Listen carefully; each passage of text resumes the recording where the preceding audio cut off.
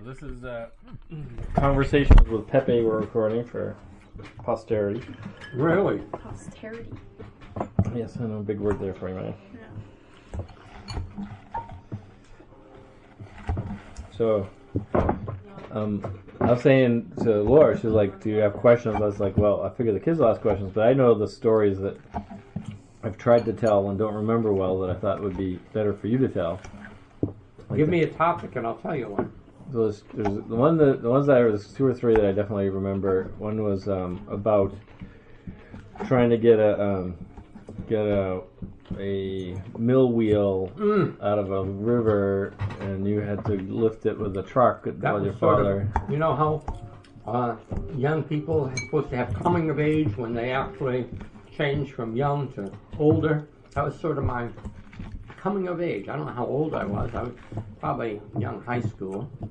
My dad, by that time, had gone through Iceman, and he was essentially an independent junk man.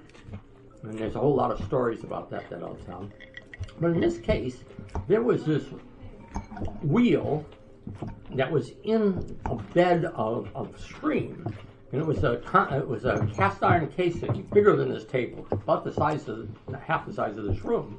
And it had a wheel inside it with fins, you know. So water used to go down through it from a dam, and then it turned that wheel, and then it piped it to a factory. The factory is gone, but this giant cast iron casing was there with a shaft of solid steel about 6 inches down in the middle of it. And Dad's job, he heard about it, and he went to the company and said, I'd like to have that, and I'm going to pull it out of the river, and I'm going to sell it for junk, for the junk man. And he had a truck, a 1.5 ton truck, and he and I went up to, I think it was Winchendon, New Hampshire, and we got there and had a little surprise when he tried to pull it out. He had a winch on the back of the truck, a real strong one, and when he hooked the winch to it, it dragged the truck across the ground toward the winch. The winch was strong enough, but the truck couldn't stay in place because the winch was so strong. Instead of pulling the wheel out, it was too heavy. It dragged the truck all the way across the road. And I said, what you going to do about that, Dad? He said, I'm going to dig it in. I said, what does that mean? He says, we'll start with a shovel right over there, and we're going to dig 2 holes, and we're going to back the truck into it so the truck is sitting down in a hole, so if it tries to pull it backwards, it's going to be up against the wheels and everything, going to be up the side of the hole. And then he said, I'm going to fool him instead of trying to pull it out. See that giant tree right there? We're going to take the cable and put it up over that tree, that big limb, and we're going to go down and try to lift it right out of the water. And I said, okay. And so I was young, and kind of new. My dad tried all sorts of stuff. And so anyway, we hooked it, and then he got in the truck, and he started to use it. He used the clutch. You use the clutch to make the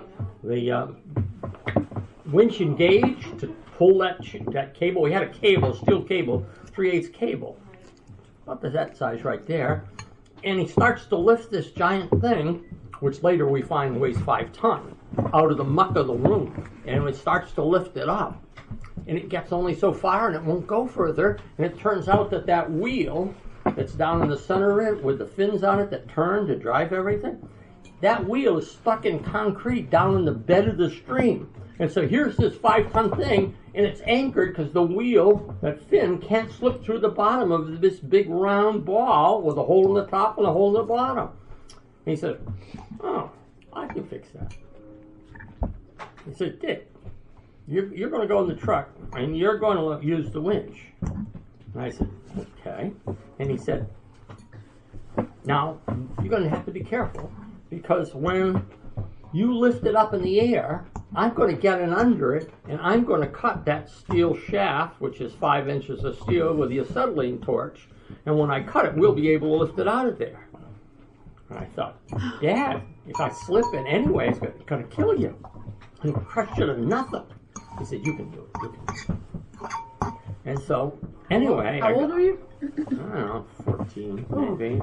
Maybe a freshman. Anyway, I got there, and I got the thing out, and I started lifting it, but by this time I'm real set, and tears are running down my face, and my foot starts to want to shake. And Dad says, hold it there, hold it down. Oh, Jesus. And so I'm trying to hold it there, and I think I'm going to kill my father. I'm going to kill my father.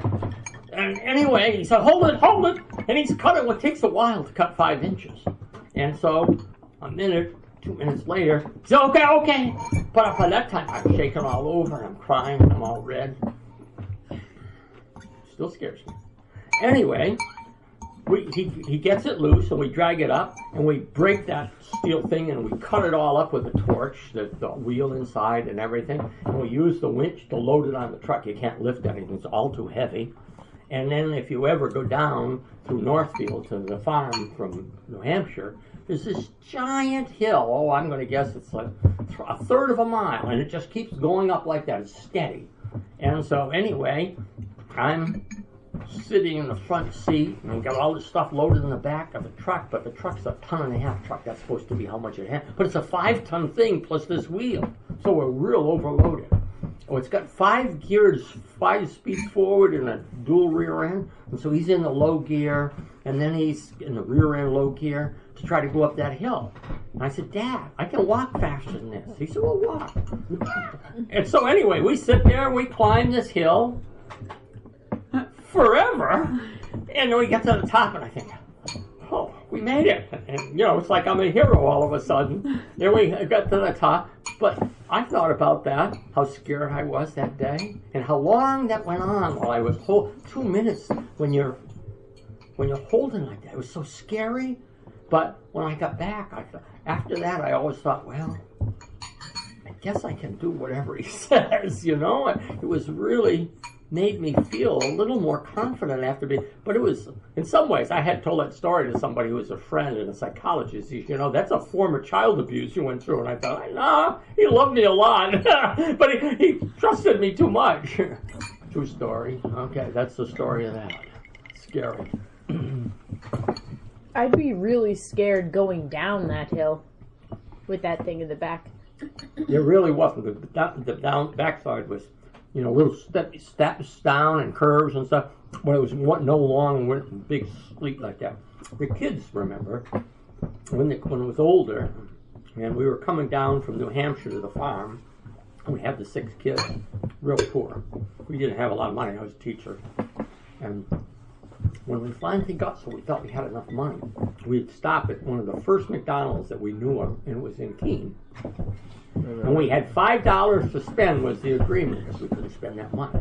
We had $5 for the 8 of us. And the kids all got a certain amount of money. And Marguerite and I got a certain amount of money. But the problem was, you could have a hamburger, but you couldn't have whatever else. Like you couldn't have a drink. You had to choose. You could have a big hamburger and nothing else, or you could have a small hamburger. So everybody had like 50 cents, and I think I had 75. But anyway, when we first stopped to do that, it was the biggest deal. We were rich. We had this station wagon. We were all in it, and Marguerite usually led "Come By I" and some other religious songs I didn't know.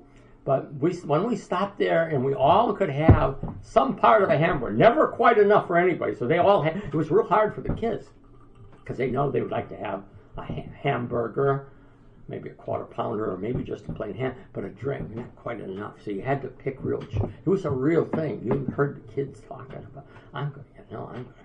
And so anyway, that was a big deal when we first got the first hamburgers out of McDonald's, because we were older. We had enough money to spend $5 on the trip. True story.